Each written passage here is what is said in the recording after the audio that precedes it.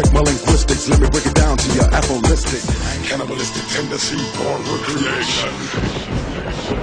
All I see. Tumbo, Legends and Diamonds, sitting here in Frankfurt with the one and only A.K.S.W.I.F.T. One more time, right? Big T, what it do? Give me Yeah, something. what it do, man? Represent that. Yep, Legends and Diamonds. You know, finishing up the whole project. As I said before, you know, it takes a lot of time and time and time and time and time again to actually finish a project like this. I mean, imagine 40 artists. Somebody's got to do the promotion, somebody's got to do the distribution, somebody's got to do the you know, artwork, the mastering, the mixing, everything. So it's a lot of different things to take care of. That's why it has taken that long time. But you know, it's done. Finally, it's done. And I'm doing a little tour, interviewing the artists and everything. And it's you know, now it's your turn. And just, you know, some quick thoughts about the whole Legend and Diamonds versus Euro Rap Revival project and everything. What's your thought about it? Oh, actually, right, what I thought about it at first and stuff, right, when you came to me, you know, you emailed me, you say, yo, what do you think about this project and stuff? I think I was one of the first ones you came to about it. And I was like, sounds good, about time, actually, you know what I'm saying? Because for a long time, a lot of artists, you know, they get together and they were like, yeah, let's do something, let's do something, let's do something. 9 out of 10, right, it works. Then you also have to flip it around and go 9 out of 10, it doesn't work and stuff, right? Sometimes you have to put it in the perspective of a full project like you did, right? And when you approached me with it was without a reasonable doubt. I said yes. You know, I'm not going to say no to something like that, right? Because it's, you know, it's good for T music, it's good for my career, it's good for the careers of all the artists, right, that's been out there doing their thing for the longest and also struggling.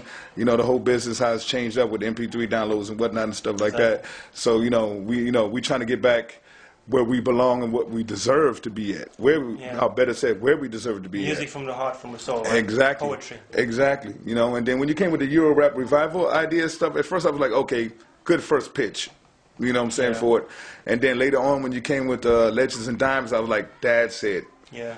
That's it. Yeah, as soon as you said that, as soon as you said that, shortly after that, right, everything started blowing up. It actually you know, did, yeah. Distribution started coming in. People, you know, other people on the outside that had something to do with it, right, to help organize it and stuff, really went more into work about it and stuff. It didn't sound like, you know, us old artists doing old stuff. Exactly. Going you know back 15 years, doing old music. It has been done before. I was like, no, please, listen to the songs, and then you see, and people were like, oh, yeah, you're right, there's something different. But then you got to have a different face. You got to have something that catches you.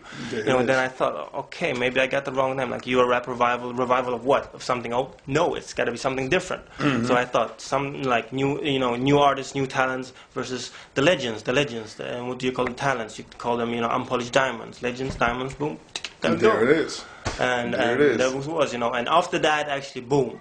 The companies contacted us, you know, we made a brand new website with Flash and everything, and then now I'm, you know, going around interviewing you and doing some professional photo shoots, and everything just feels like it has taken time, but it was a purpose. Yeah, it's finally coming through, finally, because it's been a while. I'm not going to say how long we've been working on it and stuff like that, but, you know. Years. Okay, so he's going to tell on himself Yes. and stuff. I didn't want to do it, man, so he's going to tell on himself and let him tell on himself then. Yeah, but that was a long time coming, right? Like he said, you know, once the name and everything fitted, everything started fitting together like a perfectly fit puzzle, you know.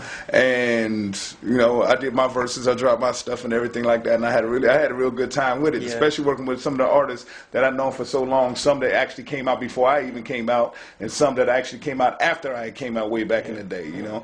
And it's a real good feeling to see something like that happen. The first time ever in Europe's history that they're actually doing something like that.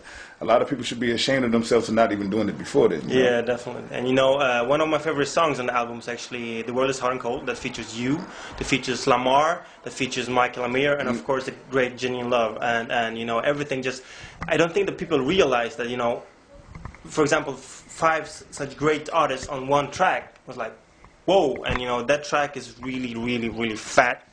And once you all get the album, it's the first song on the album, The World is Hot and Cold. Make sure you check that out.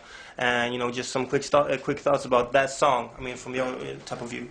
Well, this is something, especially here in Europe and stuff like that, that you don't hear that often, especially in the way that was made, right? Where people explain, you know, they come from different walks of life, but still at the same time they explain how what they've been through. There's hard elements, you know what I'm saying, cold elements, from people's attitude to the attitude of the street, how the streets are, right? Just your environment and whatnot, right? And that's actually one of my favorite songs too. Actually, I have to actually put all the songs that I've been on an equal level. I can't say I like that one better than the other one or whatever and stuff like, because I really enjoyed myself on how I put forth the effort on what I wrote to it, and then hearing everybody else completely mold into it.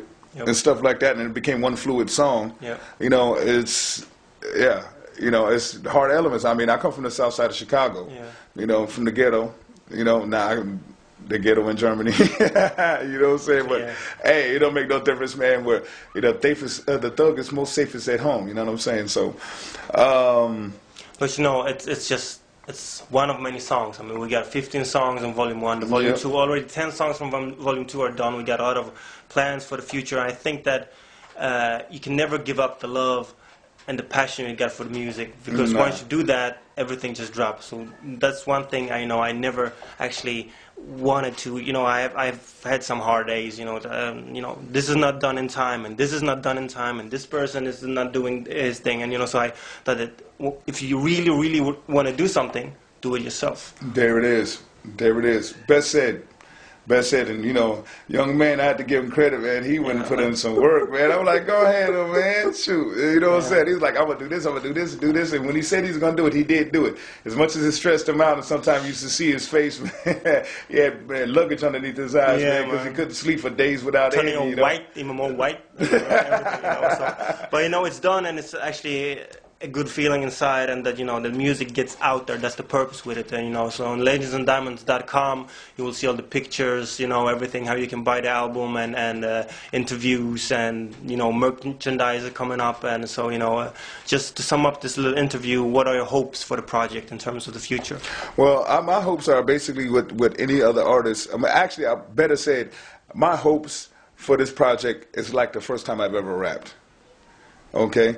I wanted to be able to blow up so big, right, that I can just sit there and go, oh my God, you know what I mean?